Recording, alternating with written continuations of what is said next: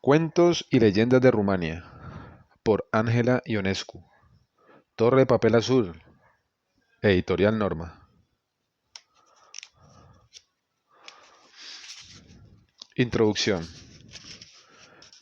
Los gitanos son multitud en la tierra del Danubio y de los Cárpatos. Recorren las llanuras del país en sus carros siempre lentos y siempre infatigables, siempre unidos y siempre distanciados del pueblo cuyo suelo habitan desde hace cientos de años. En el ánimo del rumano se mezclan los sentimientos de desconcierto y de temor hacia el gitano, por cosas reales y por cosas imaginarias. Desconcierto por su forma de vida y por sus modos. No es raro ver a una gitana levantarse las faldas hacia arriba para mostrar su protesta por una parca limosna, por ejemplo. Temor porque se le achacan embrujamientos, males de ojos, encantamientos, venganzas. Pero los gitanos están siempre presentes en los bautizos, los aniversarios y las bodas de los rumanos. Los rumanos no pueden prescindir de los gitanos, pues estos poseen un arma que siempre los vence, la música. Y los gitanos hacen música con asombrosa facilidad, con sorprendente maestría. Es raro ver a una gitana levantarse las faldas hacia arriba para mostrar su protesta por una parca limosna, por ejemplo. Temor porque matan y roban, estafan y engañan. Y por si esto no fuera suficiente, el pueblo les achaca embrujamientos, mal de ojo, encantamientos, venganzas misteriosas, tremendas maldiciones. El pueblo y ellos mismos también. Esta dicen que los rumanos no hagan jamás el oficio de verdugo. La mayoría de las veces se encomendaba tan innoble tarea a un extranjero que con frecuencia era un gitano. Las baladas y los romances hablan de un famoso haiduk. El pueblo tiene una enorme simpatía por aquellos bandoleros que nunca le hicieron ningún daño, que tenía por acompañar a un gitano, prendidos y juzgados. Este ajustició al rumano y rescató así su vida. Pero los rumanos, como los héroes de las leyendas, son vulnerables y se usa el arma que siempre los vence, la música. Y los gitanos hacen música con asombrosa facilidad, con sorprendente maestría. Por eso los rumanos los llaman a sus bodas, a sus bautizos, a sus aniversarios, a sus mesas. Y guardan los cubiertos de plata, por supuesto. Dos hijos despabilados con el pelo de oro rizado. Érase una vez un rey muy valiente que ganaba todas las guerras en las que entraba y entraba en muchas. Una vez, cuando estaba en paz con todo el mundo y no tenía que acudir en ayuda de ningún rey ni a batallar contra nadie, mandó a sus criados que uncieran los caballos a su carroza y se fue a recorrer el reino. Al pasar por una llanura sembrada de dorado trigo, vio a tres muchachas que estaban segando. También lo vieron ellas, y una dijo: «Ay, si ese rey se casara conmigo, le vestiría a toda la familia y al ejército entero con el hilo de una sola rueca». «Si se casara conmigo», dijo la otra, «le alimentaría a toda la familia y al ejército entero con la harina de una sola espiga de trigo». «Si se casara conmigo», dijo la tercera, «le daría dos hijos despabilados, con el pelo de oro rizado». El rey desde su carroza no había podido oír muy bien a las muchachas, así que ordenó al postillón que lo acercara y les preguntó qué habían dicho. «Yo, señor», habló la primera, «dije que si os casáis conmigo haría ropa para toda la familia y para el ejército entero con el hilo de una sola rueca». «Y yo», siguió la segunda, «dije que si os casarais conmigo daría de comer a toda la familia y al ejército entero pan hecho con la harina de una sola espiga». «Y yo», la tercera, «dije que si me tomarais por esposa os daría dos hijos despabilados con el pelo de oro rizado». «¿De verdad harías tú eso?», preguntó el rey. «Sí, señor. Ven conmigo y serás mi esposa». Se la llevó el rey en la carroza, se fueron al palacio y se casaron. Vivía en la corte una gitana que con lisonjas, intrigas, halagos, mentiras y salamerías había conseguido gran favor del rey y había llegado a mandar sobre los demás criados como si fuese la reina. Esta gitana no vio con buenos ojos a la recién llegada, pues comprendió que así se acabarían sus privilegios, y decidió buscar su ruina. Estaba la reina embarazada ya de 6 meses cuando estalló una guerra a la que tuvo que acudir el rey precipitadamente. Tuvo que acudir el rey precipitadamente antes de marcharse, llamó a la gitana y le encareció que cuidara mucho de la reina y que procurara siempre su bien, sobre todo en el momento del parto. Que mirara por ella y por los dos hijos despabilados con el pelo de oro rizado que le tenía que dar. «Andaos tranquilos, señor, que yo en todos obedeceré y cumpliré vuestras órdenes como siempre las he cumplido, pues ya sabéis que no hay una servidora más fiel que yo, ni criada que os quiera más de lo que yo os quiero». Con esto el rey se fue tranquilo y confió y de la gitana se quedó muy satisfecha pensando que ya tenía la sartén por el mango, o, como dicen los rumanos, el pan y el cuchillo en la mano. Pasó el tiempo necesario y un buen día la reina empezó a sentir los dolores del parto y pidió a la gitana que buscara una comadrona. Mas la gitana le contestó: no hace falta, señora, que yo os ayudaré en todo, y además aquí la costumbre es otra. Se hace un agujero en el suelo del desván y la que ha de tener el hijo sube a él. Se sobrepone, se pone sobre el agujero y allí lo tiene, echándolo hacia abajo y otra se queda abajo y recoge en un sedazo al recién nacido.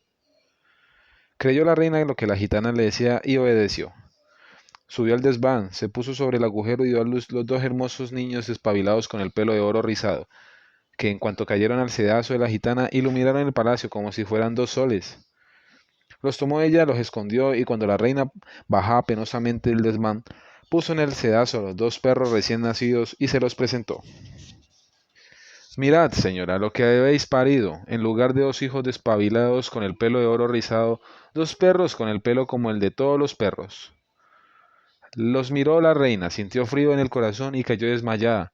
Aprovechó la gitana en ese momento y echó a los dos niños a la perra que acababa de parir, pensando que se los comería, y a la reina la acostó en la cama y le puso los perros al pecho para que mamaran. Salió después a ver si había terminado la perra con los dos niños, y vio que, en lugar de comérselos, los lamía, calentaba y amamantaba mejor que si fueran sus cachorros. Los tomó la gitana y los arrojó entonces en medio de las vacas, convencida de que de que los matarían, pero a la mañana siguiente vio que los niños estaban ilesos, más hermosos todavía, y que las vacas los calentaban y les daban leche. Los tomó furiosa y los echó a los cerdos, pero los cerdos se pusieron de acuerdo para calentar a los niños y para que las cerdas les dieran de mamar. Cuando los vio la gitana de nuevo enteros y sonrojados, los arrojó lleno de rabia a la cuadra, pues pensó que sin duda los pisotearían los caballos. Pero las yeguas le dieron leche y los caballos calor. Al día siguiente estaban los niños aún más hermosos. Entonces la gitana, que tenía miedo de que volviera el rey y los viera, hizo dos hoyos en el jardín y los enterró delante del palacio. Pasaron unos días más y volvió el rey de la guerra, deseoso de ver los hijos que esperaba de su mujer.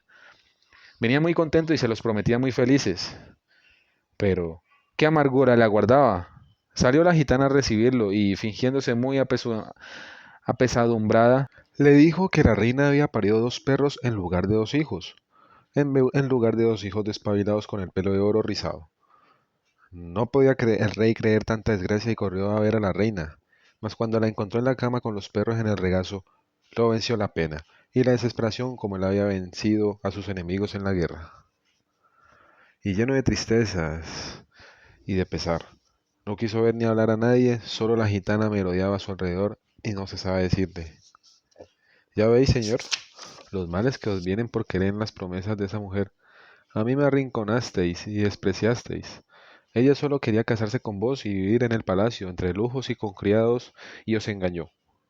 Solo yo soy fiel, y solo en mí podéis confiar. Esta mujer os ha parido dos perros, y os ha llenado de dolor y vergüenza. En vano había intentado la pobre reina disculparse contando cómo había sido el parto, por si había podido caber algún engaño.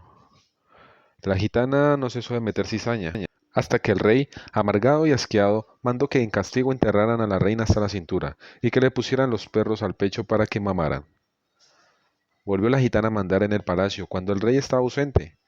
Se vestía con ropas de reina y se pavoneaba por las salas y los pasillos y a todos daba órdenes. Pero no duró mucho su tranquilidad. Del lugar donde había enterrado a los dos niños brotaron y crecieron dos magníficos nogales con las hojas de oro, que daban nueces de oro. Al rey le gustaban los árboles de sobremanera, y los miraba y admiraba sin cansarse, y hasta sentía que se aliviaba su pena cuando reposaba a su sombra. La gitana los miraba con odio y con temor, y temblaba pensando que por su culpa pudieran descubrirse sus malvados hechos. Por eso un día, con halagos y zalemas, le dijo al rey: ya sabéis, señor, que soy la luz de mis ojos y que os quiero más que a nada en el mundo y que por vos sería yo capaz de todo. Hoy tengo que pediros que hagáis algo por mí. Mandad que corten esos dos nogales y que me hagan una cama con su madera, pues he soñado esta noche que si no duermo sobre la madera de esos árboles, moriré. No quiso el rey al principio hacer caso de lo que la gitana le pedía, pero como ella insistía y no lo dejaba en paz, mandó que la complacieran. Cortaron pues los árboles y con su madera hicieron dos camas y por la noche se acostaron en una el rey y en la otra la gitana. El rey se durmió enseguida, suave y placenteramente, tan apaciblemente como jamás había dormido. Mas la gitana se movía sin cesar de un lado a otro sin poder conciliar de miedo.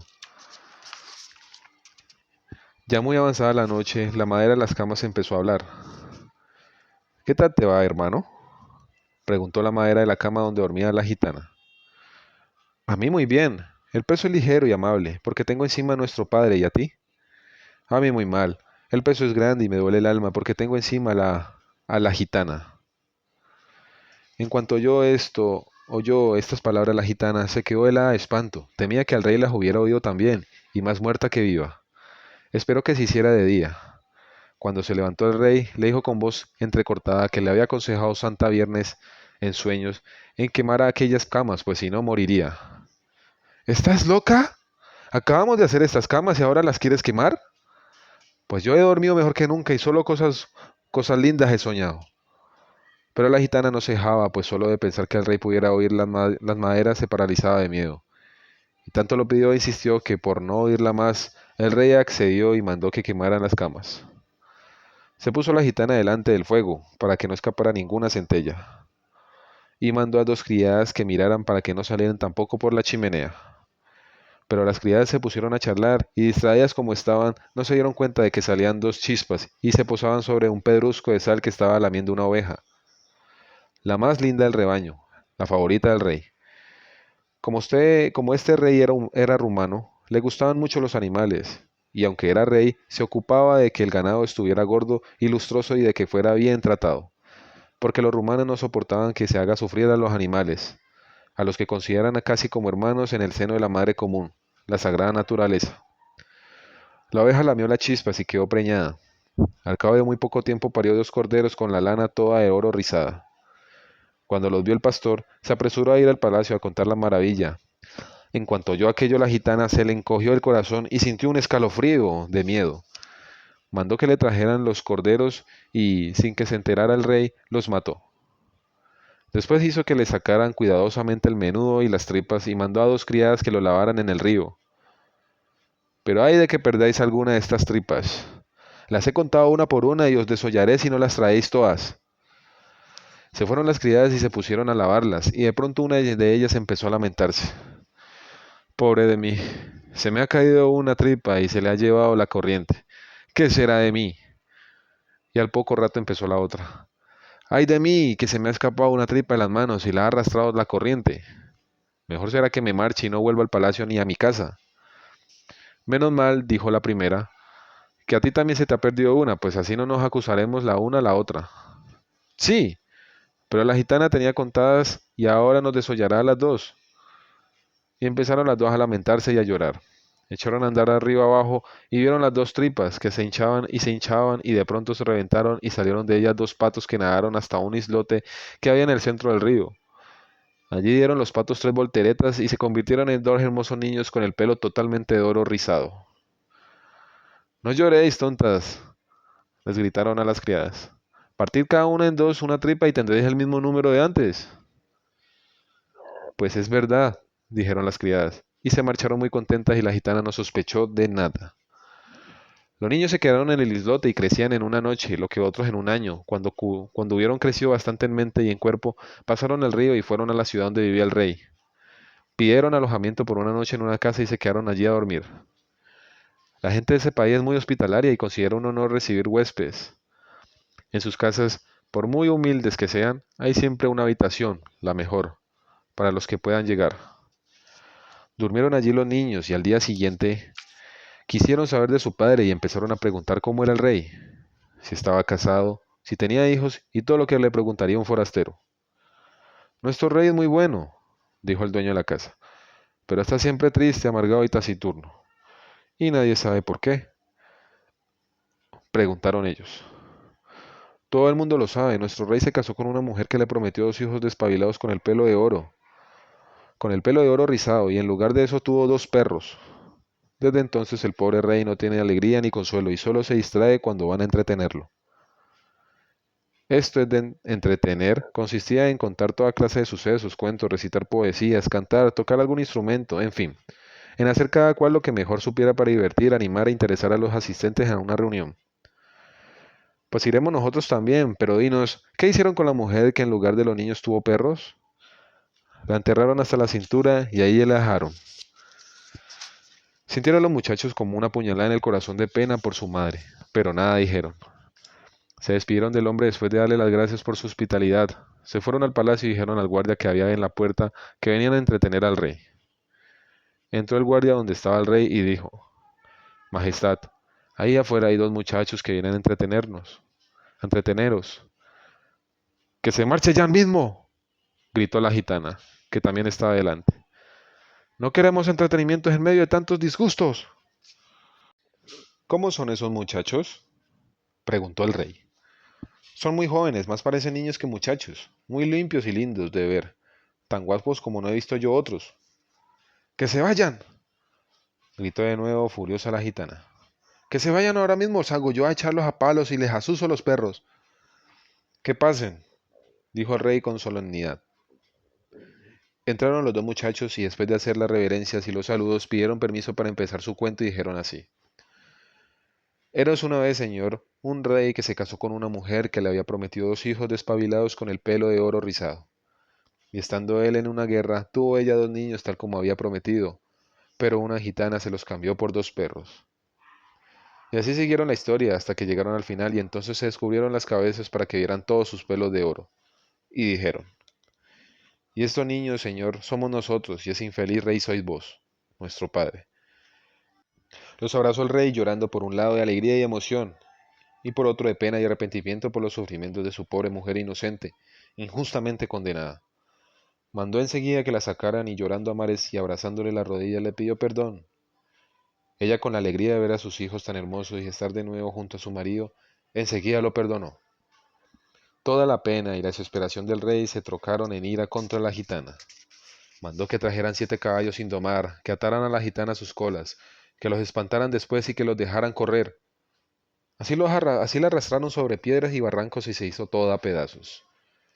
Donde cayó su cabeza, surgió un bosque, donde cayeron sus manos, unos rastrillos, donde sus pies dos orcas, y donde cayó su espalda, un monte. Introducción. Desde el nacimiento del siglo XV hasta los últimos años del siglo XIX, los rumanos lucharon por arrojar de sus tierras a los turcos. Su historia está llena de batallas contra el Islam y son muchas sus leyendas y baladas que convierten en poesía la sangre derramada para liberar su suelo. Campesinos forzados a ser soldados, pueblo pacífico obligado a guerrear sin tregua. Valacos, moldavos y transilvanos rumanos por fin decidieron en una encrucijada con sus pobres armas y con su valentía el camino que tomaría la historia de Europa. Es asombroso lo vivas que están en la mente del pueblo las figuras de las voivodas que lo condujeron en su lucha implacable contra el Imperio Otomano. Mircea el Viejo, siempre vencedor. Yanku de Unedadora. Juan Unyade, escudo para Occidente. Vlad el Empalador, temible y justiciero. Esteban el Grande, atleta de Cristo. Ioan el Terrible, de valor que asusta. Miguel el Valiente, el primer unificador. Todos ellos están tan cerca como si aún vivieran entre su gente. La verdad es que ninguno de ellos podía haber soñado nada mejor por su memoria. Una delgada lengua de tierra separa el lago Tequirriol del Mar Negro, el mar que contemplaba el suspirante Ovidio, al que los rumanos, que sufren como nadie en la lejanía de su país, aún compadecen. No muy lejos está Constanza, la antigua Tommy, el poeta triste. Sobre las oscuras aguas no siempre tranquilas pese a lo cerrado del mar, pasan barcos camino del Bósforo, como debieron de pasar no hace mucho tiempo con los tributos que los rumanos pagaban a la sublime puerta mientras que el país se hundía en la miseria. Allá abajo, anunciada por la media luna que hay en lo alto de la cúpula verde de la mezquita de Constanza, está Turquía. El lago Tequirguiol es tan salado que casi es imposible hundirse en él, y su olor es desagradable porque sus aguas son ricas en cloruro y sulfato de sodio y tan saludables según dicen, que sus curaciones se mezclan con las leyendas. El lago Tequirguiol. Hace muchos años, cuando todavía andaban los turcos por tierras rumanas, eras un turco muy viejo, viejísimo, llamado Tekir, que vivía solo en su pueblo. Habían muerto ya sus mujeres, habían muerto sus hijos en las guerras, habían ido muriendo o marchándose los demás vecinos y habían llegado a quedarse él. Nadie más que él y su viejo caballo entre las casas destruidas y las calles solitarias y abandonadas. Se querían el turco y el caballo como dos viejos que habían estado juntos desde la infancia. Uno y el otro se consolaban, se ayudaban y se cuidaban porque ninguno tenía a nadie más en el mundo. Tekir apenas podía levantar sus cansados brazos para acariciar las blancas crines y Belgir, así se llamaba el caballo, apenas podía moverse y sostenerse sobre sus débiles patas con las rodillas hinchadas y los cascos agrietados. Lo peor era cuando llegaba el invierno, soplaba el viento entre las ruinas del pueblo, se llenaban de hielo los campos desiertos y todas las cosas parecían más temibles y espantosas. Pero ni siquiera en los peores días dejaba el viejo Tekir de levantarse, enderezarse un poco y a traspiés y a tropezones ir a la cuadra para ver a su amigo. Allí le daba palmadas en la noble cabezota, lo miraba a los ojos, suspiraba, le pasaba la mano por los escuálidos flancos, y Belgir se alegraba, se sacudía e intentaba algún relincho ronco para demostrar su contento y su cariño. Sin embargo, las cosas se pusieron todavía peores para el pobre turco, porque a la vejez y a la soledad se añadió la enfermedad. Un día se despertó con las piernas completamente hinchadas, tan hinchadas que parecían troncos de árbol, y no le fue posible moverse, solo podía arrastrarse penosamente hasta la puerta. Allí se quedaba horas y horas al sol, mirando cómo, con la primavera, se volvían verdes los campos, cómo brotaban las flores y cómo su caballo andaba suelto y desconsolado. Una mañana que se sintió Tekir más animado y con un poco más de fuerza, pensó ir a visitar a un amigo casi tan viejo como él, el gran conocedor del Corán, entendido en remedios. Se arrastró el turco hasta donde estaba Belgir, le dio unas palmadas, lo enganchó al destartalado carro y le rogó que lo llevara. Nadie sabe cómo sucedió, pero el caballo se llevó carro y amo al pueblo donde vivía el viejo sabio. Los dos amigos se abrazaron entre risas y lágrimas. He venido, dijo Tekir tras explicar su enfermedad, para que busques en el Corán un remedio para mí. Léelo con atención porque Mahoma tiene que haber pensado en un caso como el mío. Tomó el sabio el Corán, se sentó, lo puso en sus rodillas y empezó a pasar las páginas y a leer. Después de mucho rato levantó la mirada muy contento, dijo: Ya lo tengo. También ha pensado en ti, Mahoma. Hay unos versos para ti. Dicen que los viejos hallan alivio para su incapacidad en el amor de los hijos. Yo no tengo hijos, dijo tristemente Tekir. Hace mucho que no los tengo. O en el cuidado de las mujeres. Yo no tengo mujeres, volvió a decir Tekir. Murieron hace tiempo. O en la amistad del amigo que más lo haya querido. Yo no tengo ya a nadie. El viejo sabio miró a Tekir y después volvió a leer el Corán. Escucha, Tekir, dijo. Escucha lo que dice el libro. La redención se encuentra solo en el amor. Confíate al que te ama, déjate guiar por él y por su amor, porque solo así hallarás alivio para tus dolores. Esto dice el Corán. Tekir seguía pensando que él no tenía a nadie. Se despidieron, apenados, los dos viejos, sin bromas y sin risas esta vez. Tekir montó en su carro y, despacio, fue alejándose con el caballo. En sus oídos resonaban aún las palabras del Corán.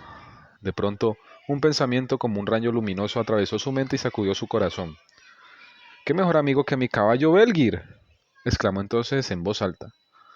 Se bajó despacio, trabajosamente del carro, le quitó la rienda al caballo, le acarició la cabeza, lo miró largamente de frente y luego le dijo: Belgir, exclamó entonces en voz alta.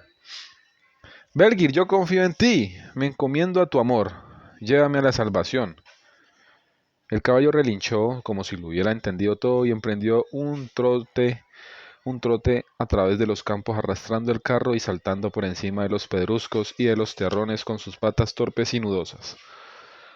Recorrió así un buen trecho hasta que, al cabo de un rato, empezó a verse a lo lejos un lago que brillaba al sol. El caballo se acercaba al agua, parecía que iba derecho a ella, y cuanto más cerca la tenía, más aprisa trotaba, como si ansiara llegar cuanto antes.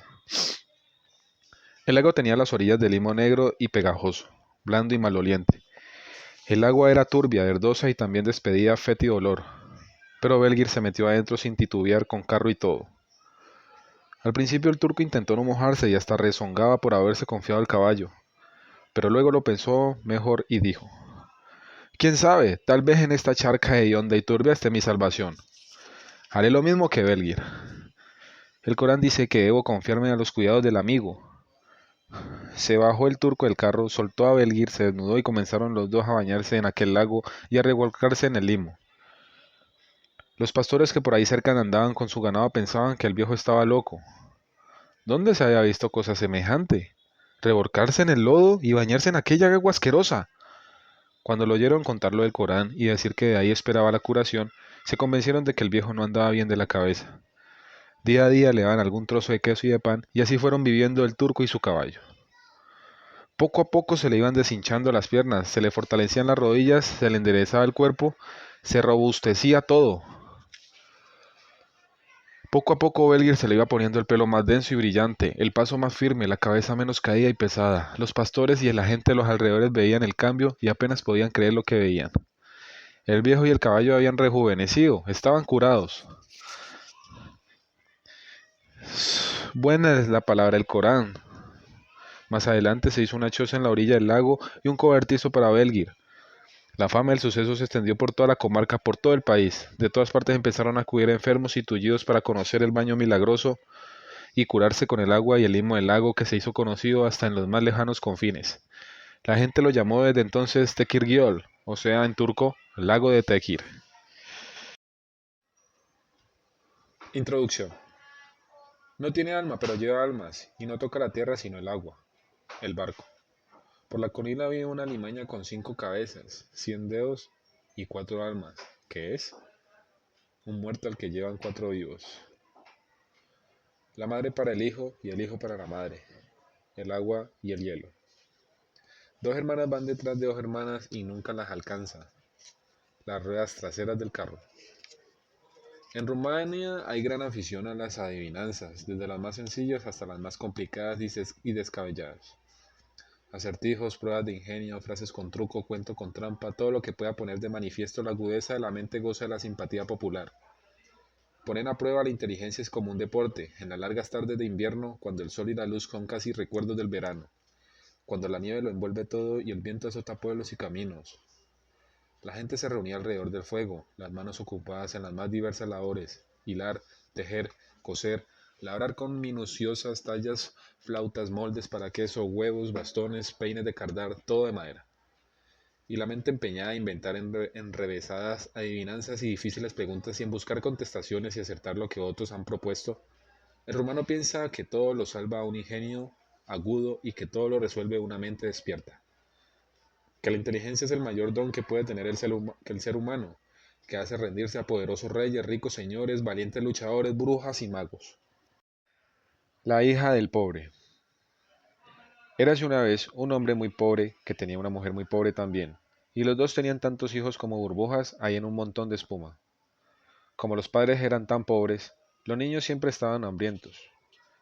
El hombre trataba de la tierra desde antes de amanecer hasta que se ocultaba del todo el sol, pero no conseguía salir adelante.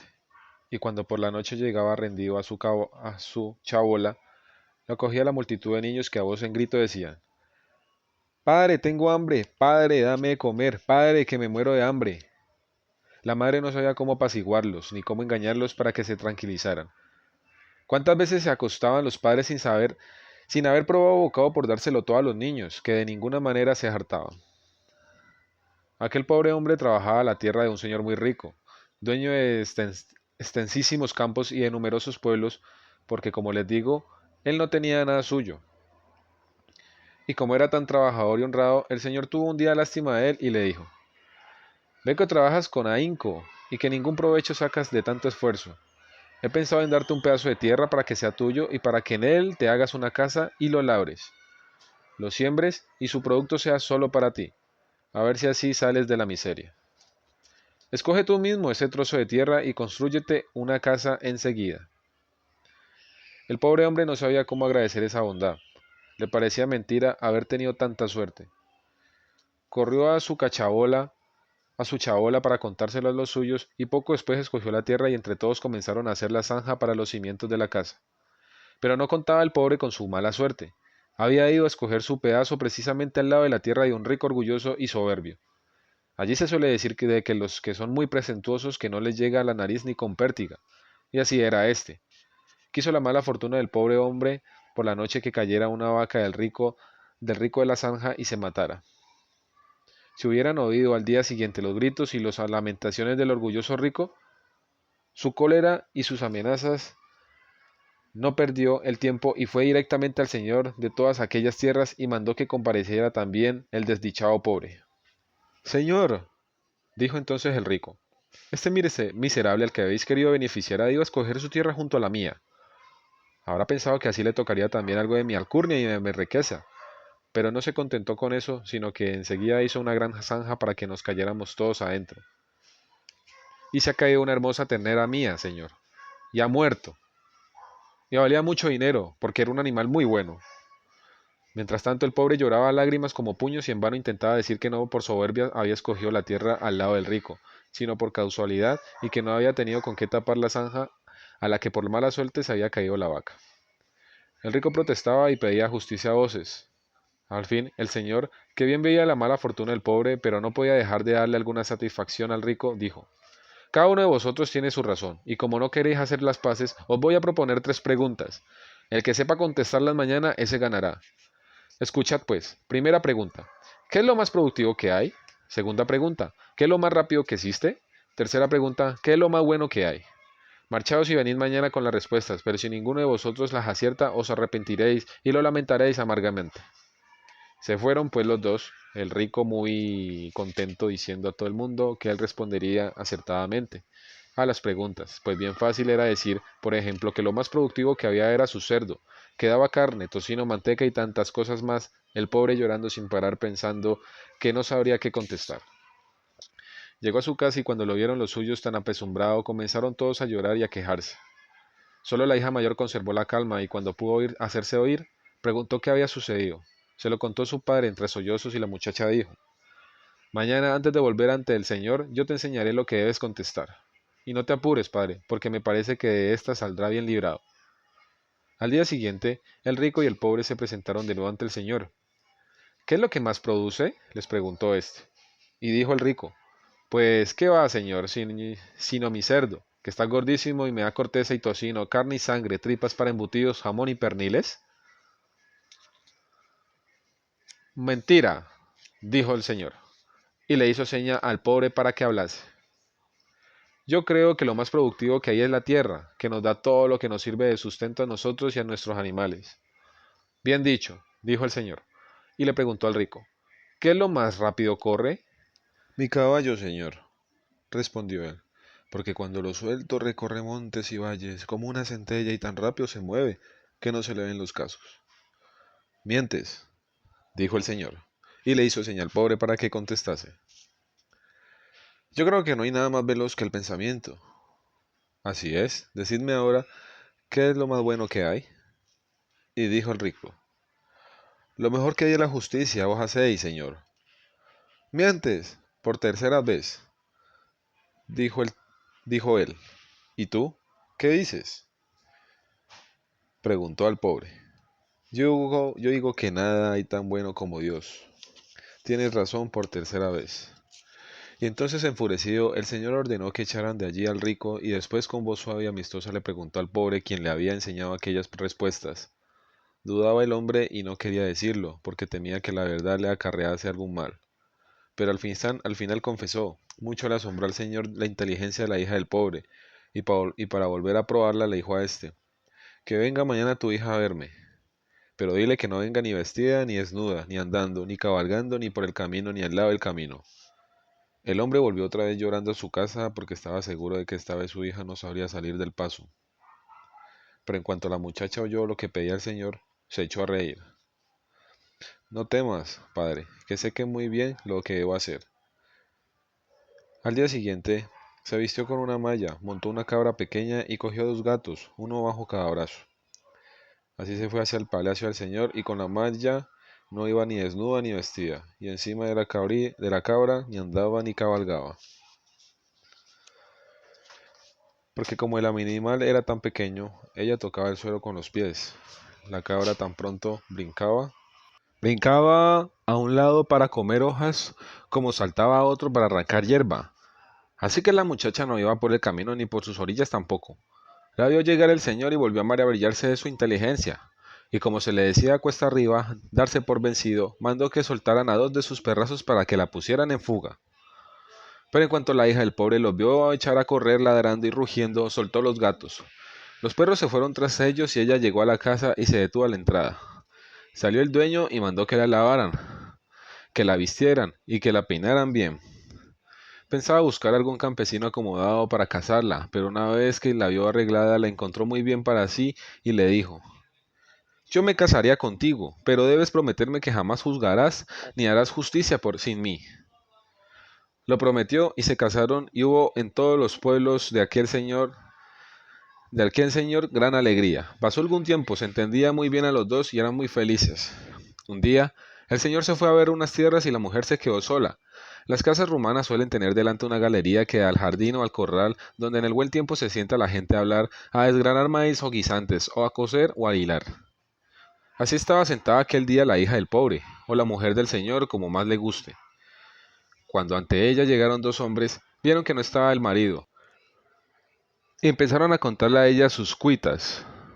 Este, decía uno de los hombres, me prestó anoche una rueda para el carro porque se me había roto una de las mías y en esta mañana tenía que acarrear.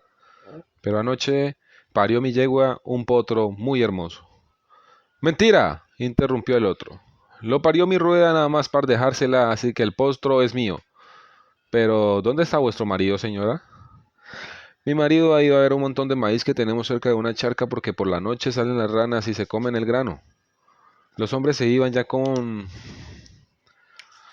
pensamiento de volver más tarde cuando uno de ellos dijo: ¿Qué es eso de las ranas que se comen el maíz? Yo no he oído nunca tal cosa. "¿Mm? Ni yo", respondió el otro. Con que fueron y le preguntaron a la mujer: ¿Cómo es eso de las ranas? ¿Es que pueden las ranas comer maíz? No sé si las ranas comerán maíz, lo que sé es que en una rueda no puede parir un potro. Entendieron ellos la moraleja, se conformaron con el juicio y se fueron. Volvió luego el señor y preguntó qué había pasado en su ausencia. Le contó ella todas las cosas y también lo sucedido con los hombres. Se enfureció el marido y dijo: Has roto la promesa que me hiciste antes de casarnos, y como has faltado a tu palabra no tienes ya nada que hacer aquí.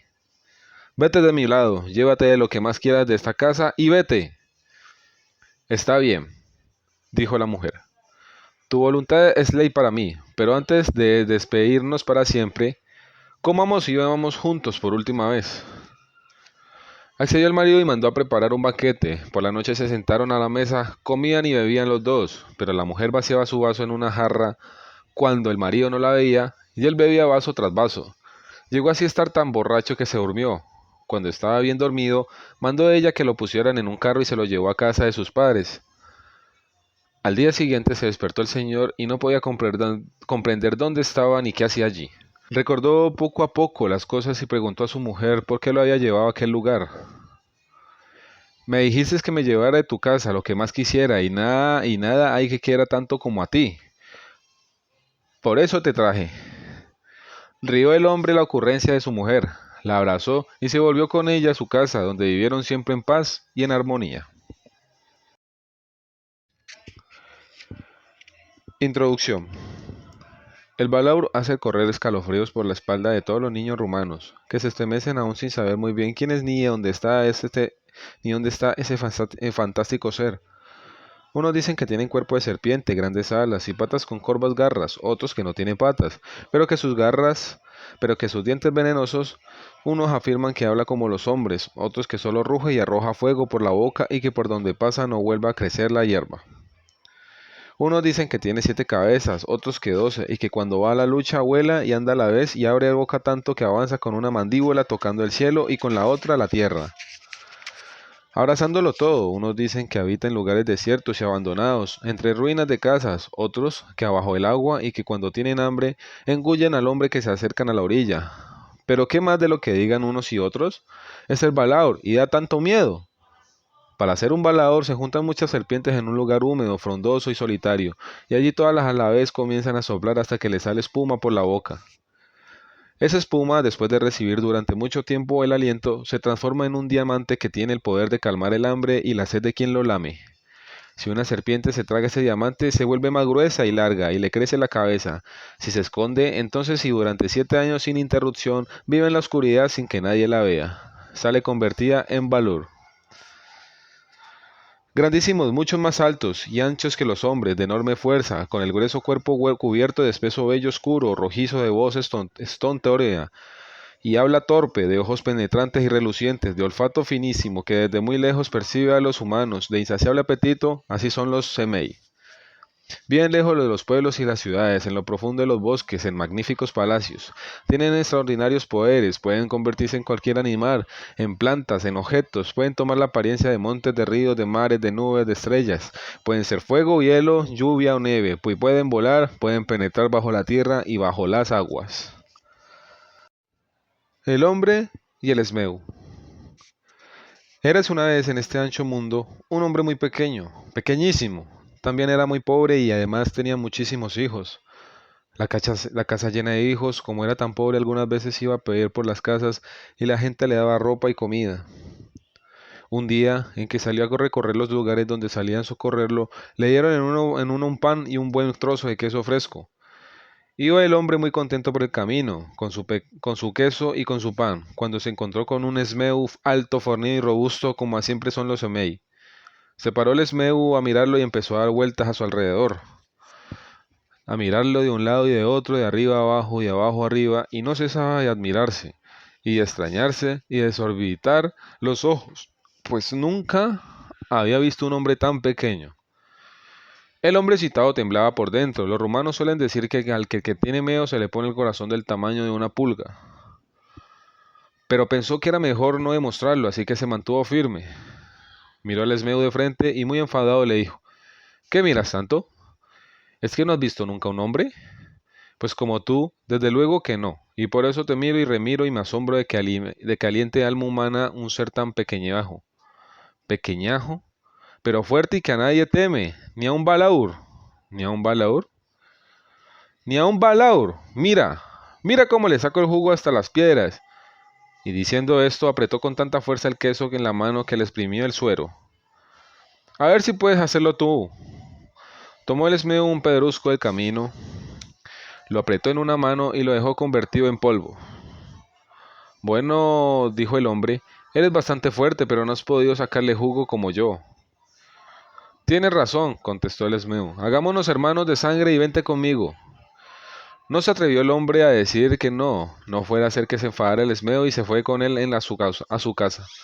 Cuando los otros esmei lo vieron llegar, se asombraron del tamaño del hombre y empezaron a decir: ¿A qué nos traes aquí esta birria? Cuidado, dijo el hombre. A mí no me ha traído nadie, sino que he venido yo solo porque este me ha pedido que sea su hermano y porque además quería ver cómo viven aquí.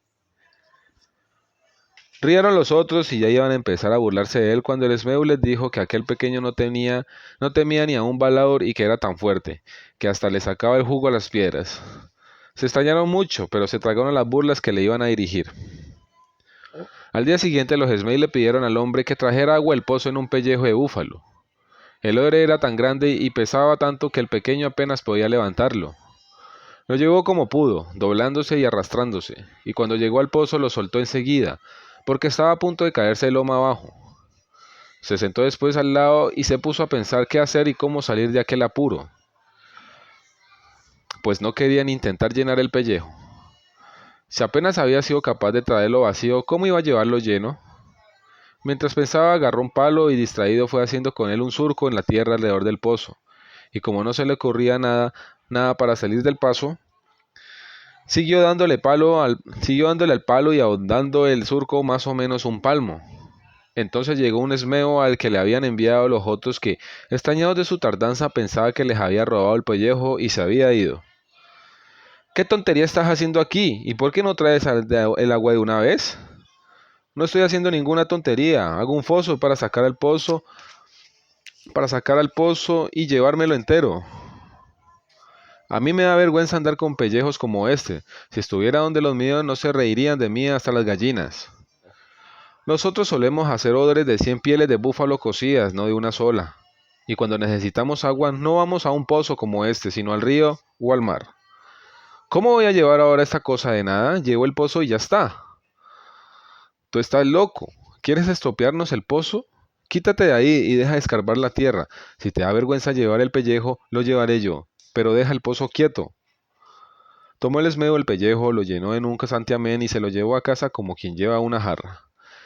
Los demás se quedaron asustados cuando oyeron lo que había querido hacer el hombre y se asombraron más todavía de su fuerza. Al día siguiente, cuando iban a poner la comida a cocer, mandaron al hombre a la huerta a traer una berza. En Rumanía se come muchísima berza y de las formas más variadas. Berza agria o berza corriente, que llaman dulce para distinguirla de la primera.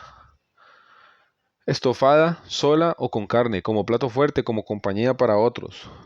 En sopa o de soporte para gansos, ocas o patos asados. La berza es un palato humilde y de fiesta a la vez, según la avíen o disfracen los cocineros. Se fue con él con el cuchillo en la mano tan decidido, pero cuando vio las berzas estuvo a punto de desmayarse. Aquellas no eran coles como los demás, sino que cada una parecía un árbol. No sabía el pobre qué hacer y empezó a pensar y como no se le ocurría nada, agarró un palitroque y empezó a cavar un surco alrededor de la huerta. Cuando llegó el esmeu a buscarlo para ver qué pasaba, que no llevaba la berza a la cocina, lo encontró removiendo la tierra. ¿Qué escarguas ahí? Le dijo. ¿No sabes que te estamos esperando? No escarbo nada. Hago un foso para llevar a la huerta más cerca de casa y tener las brezas a mano. Si estuvieran aquí los míos, se morirían de risa de verme llevando una berza de estas por todo el camino. Nosotros solemos poner las huertas pegadas a la casa para tomar desde la ventana lo que necesitamos. Así que voy a poner esta también más cerca. Vas a destrozarnos la puerta, déjala quieta y no la llevas a ningún lado, que estás muy bien donde está. Pues a mí me da vergüenza llevar un repollo de estos y no lo llevaré. Si te da vergüenza, ya lo llevaré yo, pero deja de cavar. Llévalo si quieres, pero a mí no me pidan estas pequeñeces. Cortó el esmeu la berza y la llevó como quien lleva una florecilla, y cuando les contó a los otros lo que el hombre había querido hacer, se quedaron pasmados de su fuerza. Cuando más a gusto hervía la col, vieron los esmei que se les acababa la leña, y mandaron al hombre al bosque para que les trajera un árbol. Allá fue él, muy decidido, pero cuando llegó, vio que todos los árboles eran tan altos y tan gruesos que daba vértigo mirarlos. No sabía el pobre cómo salir de aquel nuevo apuro. Pensó, y después de un rato comenzó a arrancar tiras de corteza de tilo y con ella se hizo una soga larguísima y muy fuerte. Y empezó a atar árboles uno con otro, y cuando tenía miedo bosque atado, llegó un esmeo a preguntarle qué hacía que no llevaba la leña de una vez. ¿Es que quieres que se nos apague el fuego y que se nos estropee la comida? ¿Para qué has atado todos esos árboles? Porque voy a arrancarlos todos de una vez y les voy a llevar el bosque entero, y así no me volverán a mandar que le lleves palos de estos.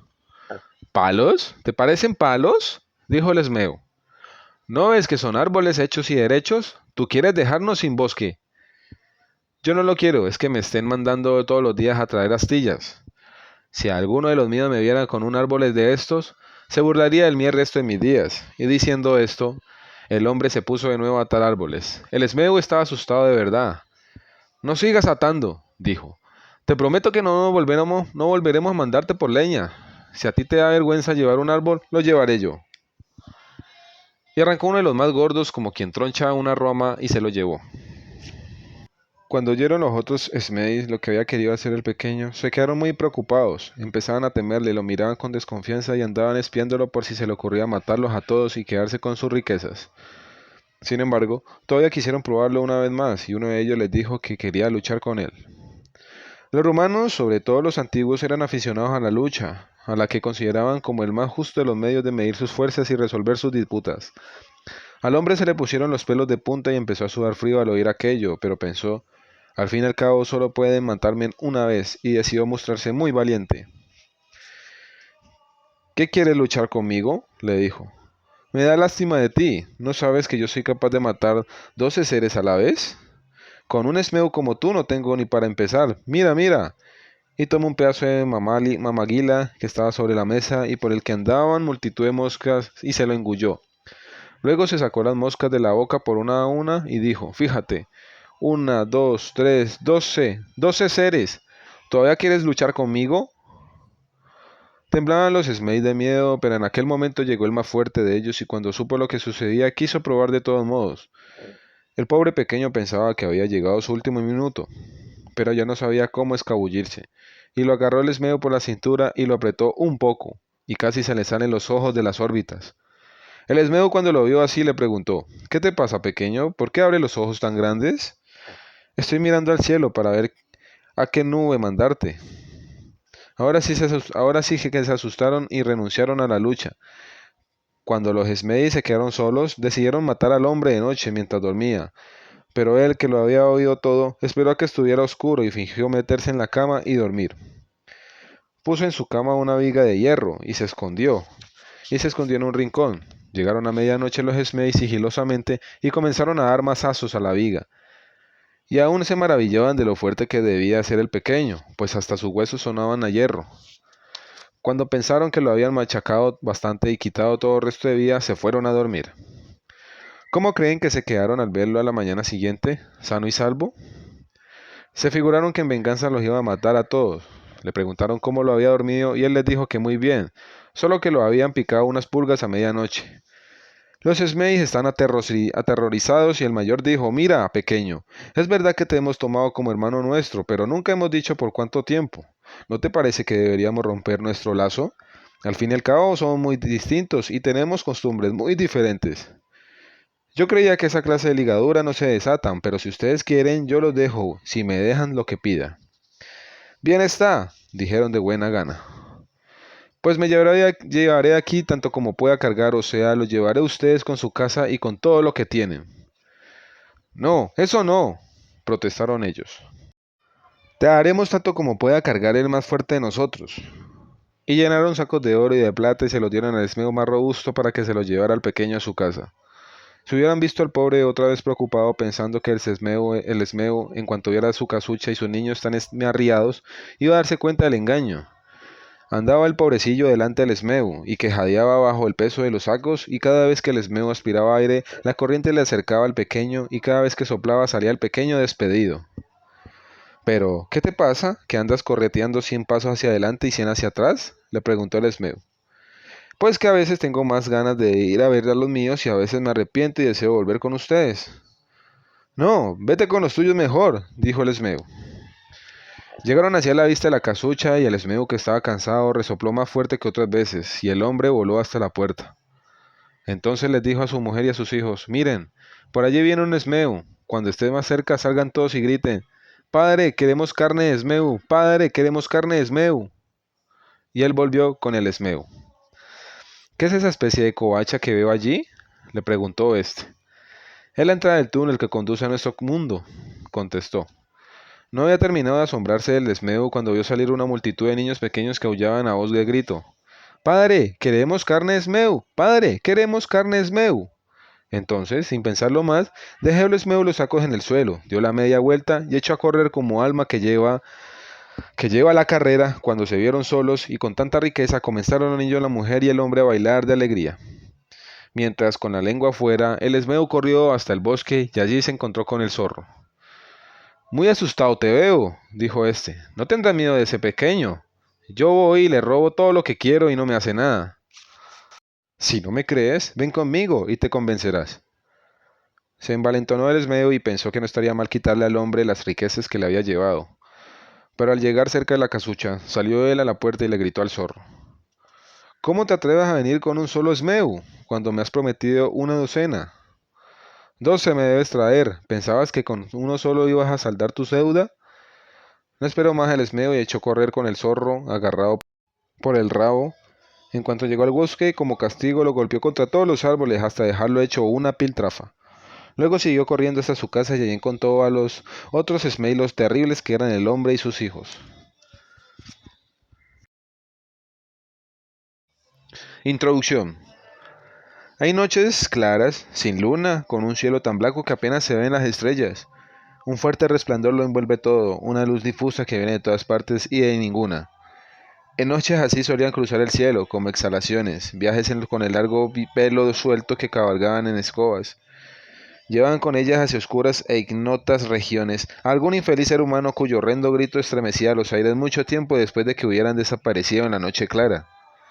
Solo si alguien, apropiado de los sufrimientos de aquella criatura, al verlos pasar clavado en la tierra un cuchillo hasta el mango, cesaban con la muerte el tormento. Esta es la patria de Drácula. Dracul, en rumano quiere decir el demonio. Por estas tierras las brujas golpean panzudos pucheros de barro con varas de avellano y ese sonido atrae muy a su pesar a sus amados. Hombres jóvenes y guapos que no pueden librarse de esa maldición. Las adivinas leen al porvenir con ayuda de 41 granos de maíz, guisantes, alubias o lentejas. Las magas hacen cesar las lluvias o helarse los lagos y los ríos. En los bosques crecen hierbas que curan o que matan, que dan enfermedades sin remedio o destruyen la memoria. Hay fantasmas que envuelven con su ataúd en la cabeza las casas que habitaron.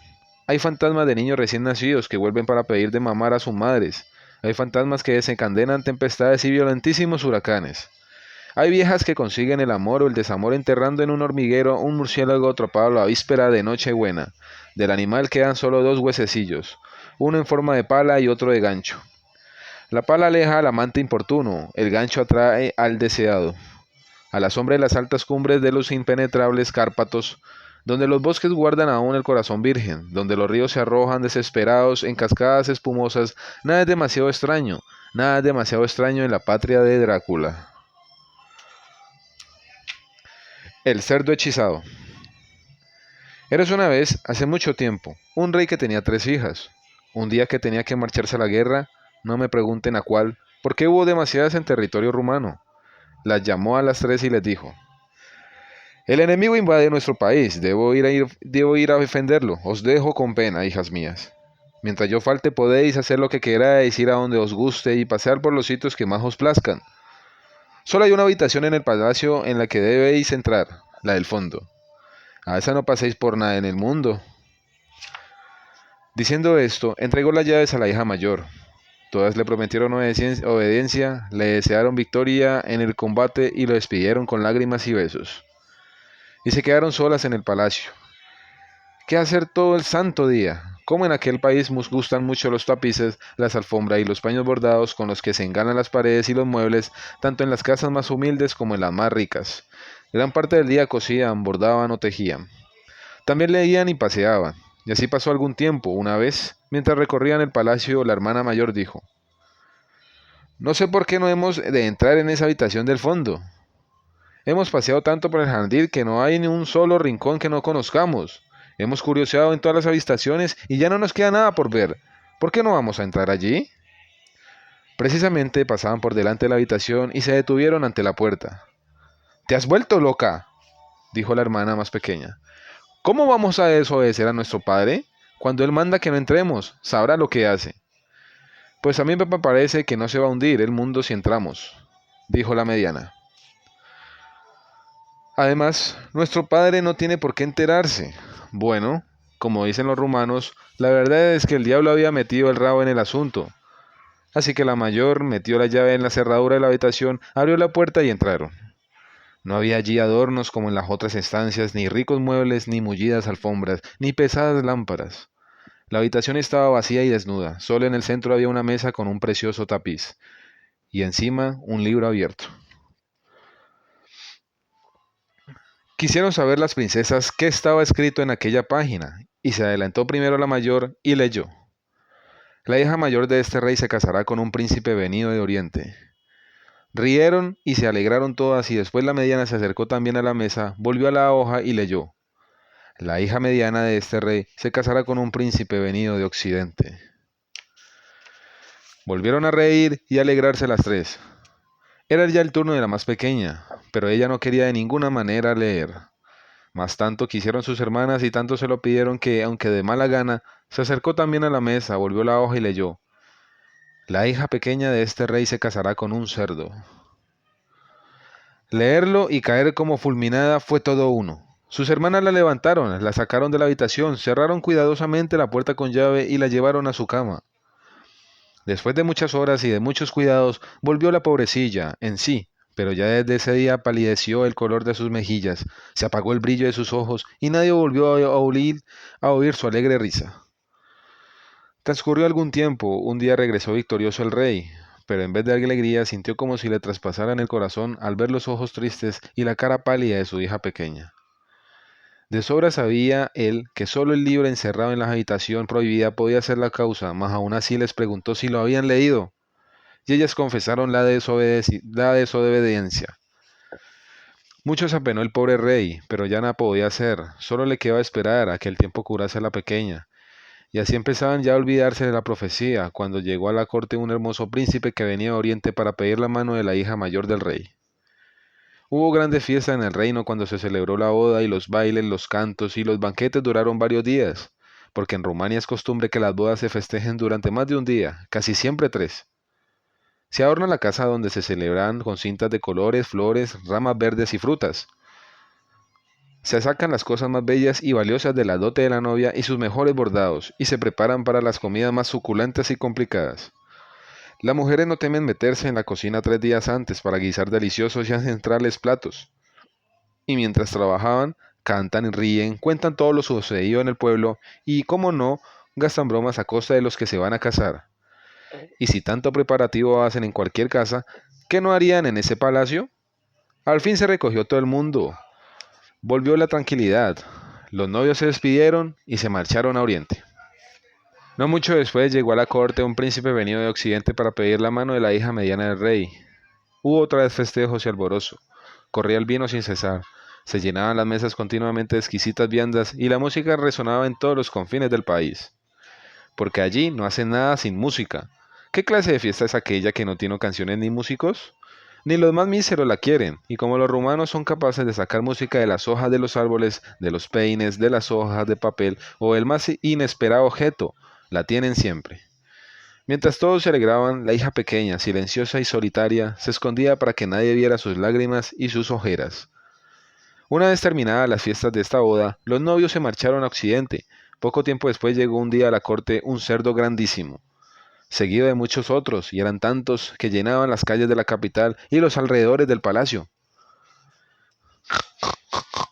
Vengo a pedir la mano de tu hija pequeña, dijo el rey. Le dijo al rey. Intentó negarse y con buenas palabras alejar al animal, pero fue inútil. Gemía la ciudad bajo el peso de los cerdos y la gente estaba asustada. Entonces llamó el rey a su hija. Bien se ve, hija mía, que este era tu destino. Cásate con él. Pues no hay modo de impedirlo. Pero yo te digo que este animal no es un cerdo de verdad, y que algún encantamiento debe haber por medio. Algún día me darás la razón. ¿Qué iba a hacer la pobre princesa? Someterse a su destino. Los cerdos se alejaron tan solo cuando quedó concertada la boda. No hubo esta vez festejos ni alegría, nadie celebró este casamiento. Después de la boda montaron con los novios de un carro y se marcharon, seguidos de la multitud de cerdos, que se fue desperdigando por el camino. Al cabo de un rato, llegaron a la casa a la que habían de vivir, que estaba muy apartada en un lugar solitario, y la muchacha comenzó a barrer y a poner un poco de orden en ella. Luego cenaron y se acostaron. Por la noche sintió la princesa que había a su lado un hombre y no un cerdo. Se maravilló sobremanera, mas no dijo nada, pues se acordaba de lo que le había dicho su padre. Lo mismo pasó en la segunda noche y la tercera y las demás. El cerdo se quitaba en su grueso pellejo, lo dejaba al lado de la cama y era hombre toda la noche. Luego, antes de amanecer, volvía a ponerse el pellejo. La mujer se fue acostumbrando al extraño cambio de su esposo y hasta le fue tomando cariño, sobre todo cuando notó que comenzaba a crecer con ella el fruto de su matrimonio. Un día que el cerdo se había ido a cazar, pasó cerca de su casa una vieja que pregonaba remedios y curas para todos los males, consejo para todos los apuros y consuelos para todas las penas. La hija del rey, que estaba deseosa de hablar con alguien, la llamó y comenzaron a charlar. Hablando y hablando llegó a contarle los cambios de su esposo, que de día era cerdo y de noche hombre, y la pobrecilla, vencida por la tristeza, se echó a llorar. Se me rompe el alma de pensar en tu sufrimiento, dijo la vieja. Tan joven, tan sola y tan desgraciada, pero has tenido suerte de que haya pasado yo por aquí. Me decía el corazón que en este lugar tan apartado y lejano podía haber alguien que me necesitara. Mira, pues, lo que debes hacer esta noche, finge que duermes y espera que tu esposo se quite la piel de cerdo. Toma este hilo y guárdalo bien. Cuando veas que estás dormido, átaselo al pie izquierdo y aprieta fuertemente. Entonces no podrá volver a ponerse la piel. La pobre muchacha no sabía cómo darle las gracias a la vieja. Se imaginaba ya a su esposo, siempre hombre, y el futuro que se le anticipaba de color de rosa. Tomó el hilo y lo guardó cuidadosamente. Por la noche, en la cama cerró los ojos y fingió dormirse enseguida. El corazón le latía tan fuerte que parecía querer salírsele del pecho, pero esperó. Al poco tiempo sintió que su esposo se quitaba el pellejo de cerdo y que se metía en la cama. Cuando estuvo bien dormido, le ató el hilo al pie izquierdo y apretó fuertemente, pero el hilo se rompió con un gran estruendo. Saltó el hombre de la cama como si lo hubieran quemado con un hierro candente. ¿Qué has hecho, desgraciada?, le gritó. En mala hora se te ocurrió hacer esto. Solo me faltaba 3 días para que se me rompiera este asqueroso encantamiento que de día me tiene convertido en cerdo. Quiso su pobre mujer disculparse y le contó que una vieja que por allí había pasado le había aconsejado hacerlo. Esa es la asmeoica que me hechizó. Ahora tengo que seguir llevando esta repugnante piel. Y tú, por haber hecho lo que has hecho, no volverás a verme hasta que rompa las tres pares de zapatos de hierro y gastes 3 batones de acero buscándome. Y no nacerá el niño que llevas en tus entrañas hasta que toque yo tu vientre. Dijo esto, se puso la piel de cerdo, salió de casa y desapareció. En vano lo esperó su mujer llorando y suspirando durante 3 días. Al fin, como vio que no volvía, mandó que le hicieran 3 pares de zapatos de hierro y 3 bastones de acero.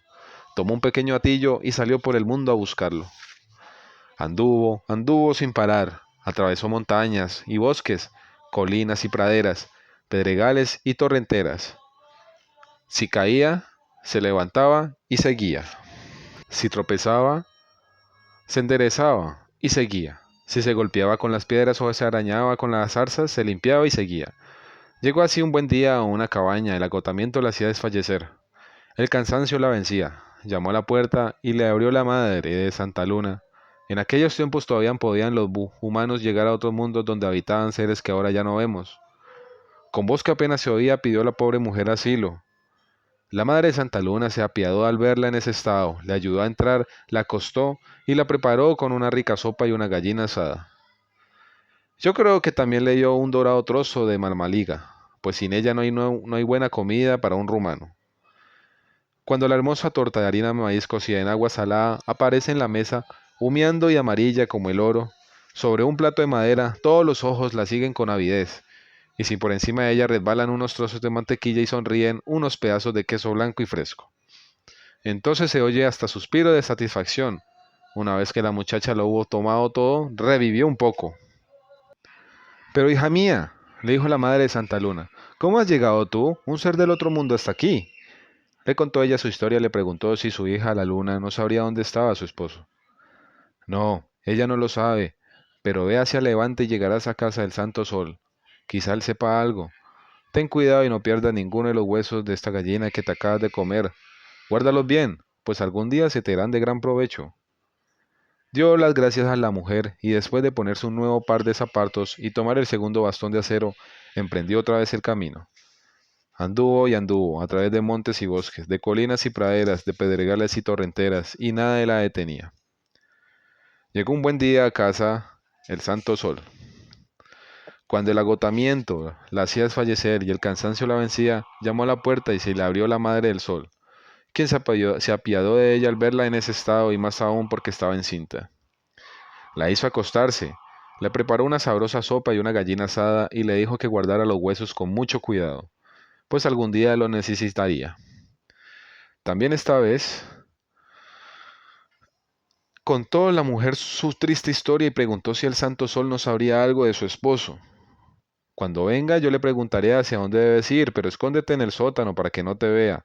Suele venir muy enfadado por la noche y no quiere oír hablar de los seres de tu mundo y menos aún olerlos. Pero, ¿cómo puede ser eso si el sol es tan hermoso y radiante? Mira, hija mía, él por la mañana está contento porque amanece cerca de las puertas del paraíso. A lo largo del día ve lo fea que es la conducta de los hombres y la suciedad de sus actos, y se enfada muchísimo. Y por la tarde está cerca de las puertas del infierno, y por eso se pone de tan mal humor.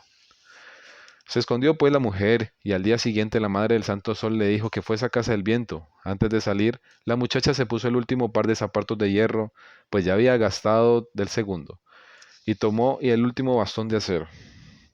Andando y andando se dirigió hacia el viento, por montañas y bosques, colinas y praderas, pedregales y torrenteras. Y ya a punto de caer rendida por la fatiga, llegó a la cabaña del viento. Le abrió su madre, quien sintió mucha lástima de aquella mujer joven, calzada con zapatos de hierro.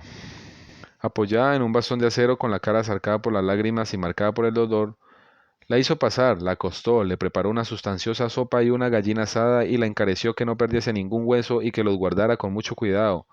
También a ella le preguntó la infeliz por su esposo, y la madre del viento prometió preguntárselo a su hijo.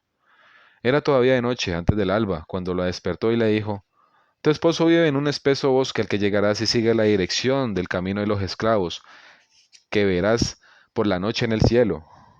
Este camino de los esclavos es el nombre popular rumano de la Vía Láctea. Su casa está hecha de ramas y troncos y está tapada con hojas. Él vive como un ermitaño y solo por ti suspira. A la pobre mujer se le llenaron los ojos de lágrimas de alegría. Se levantó enseguida, recogió los huesos de las 3 gallinas en el hatillo y se puso los zapatos de hierro. Tomó el bastón de acero y después de besarle la mano a la madre del viento y darle las gracias por su bondad, emprendió el camino. 3 días y 3 noches anduvo sin cesar, y al amanecer del cuarto día llegó a un espésimo bosque.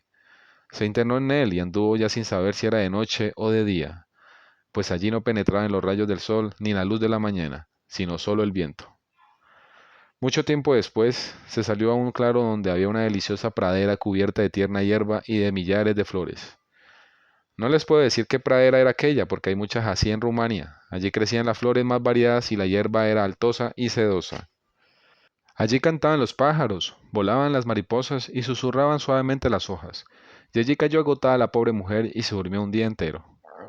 Cuando se despertó, el sol calentaba con sus tibios rayos las gotas del rocío, lo mismo que a los insectos que se movían por doquier, y a ella también. Mas ella no se fijó en la belleza que había a su alrededor, sino que tomó su atillo y su bastón, y volvió a caminar. No habría dado 10 pasos, cuando vio una pequeña choza hecha de ramas y troncos, y cubierta de hojas, pero sin puerta ni ventanas. El corazón le decía que allí vivía su esposo y que estaban a punto de terminar sus sufrimientos. Pero ¿cómo entrar? Estaba segura de que la puerta estaba en el tejado, pero ¿cómo llegar allí? Se acordó entonces de los huesos de la gallina, los sacó del latillo, empezó a juntarlos unos con otros y notó que se quedaban pegados como si fuesen uno solo. Fue haciendo con ellos una escalera y cuando se le acabaron vio que necesitaba un último peldaño, comprendió entonces que había perdido un hueso. Por el camino, pero la pobre habría hecho cualquier cosa por entrar en esa choza. Se cortó pues el dedo meñique de la mano izquierda y observó que se pegaba a la escalera igual que los otros huesos. Así pudo subir y entrar.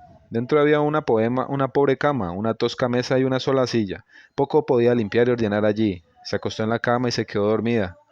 Al atardecer volvió a la choza, el cerdo, y cuando vio la escalera de huesos con el último peldaño hecho con un dedo apoyado en la casa, se quedó petrificado. Presentía que había llegado su mujer y el corazón le saltaba en el pecho, mas temía que se trazase algún nuevo hechizo. Al fin decidió convertirse en pájaro y entrar sin tocar la escalera. Al ver a su esposa dormida estuvo a punto de perder el sentido de lástima, de amor y de pena. Cuánto debe haber sufrido, pensó. La vio encinta, con los zapatos de hierro rotos y con el bastón de acero desgastado, y se le llenaron el alma de ternura y los ojos de lágrimas. Fue en ese instante que se convirtió en un hombre. Era alto y bello como un abeto, eso dicen en Rumania, de los hombres buenos mozos de buena estatura y porte erguido. Se despertó la mujer y se asustó, pero cuando conoció a su esposo se abrazaron y juntos lloraron y se contaron sus sufrimientos. Así supo ella que también él era un hijo de un rey y que ayudando a su padre en una batalla contra unos esmeis había conseguido matar al más pequeño. En venganza, la Esmeoaica lo había convertido en un cerdo. Y puesto que tanto hemos sufrido yo por ti y tú por mí, nazca ahora nuestro hijo y volvamos con nuestros padres a vivir en paz. Dijo esto, le tocó el vientre y entonces nació el niño. Se fueron después a sus palacios y vivieron muy felices y, si no han muerto, aún estarán vivos.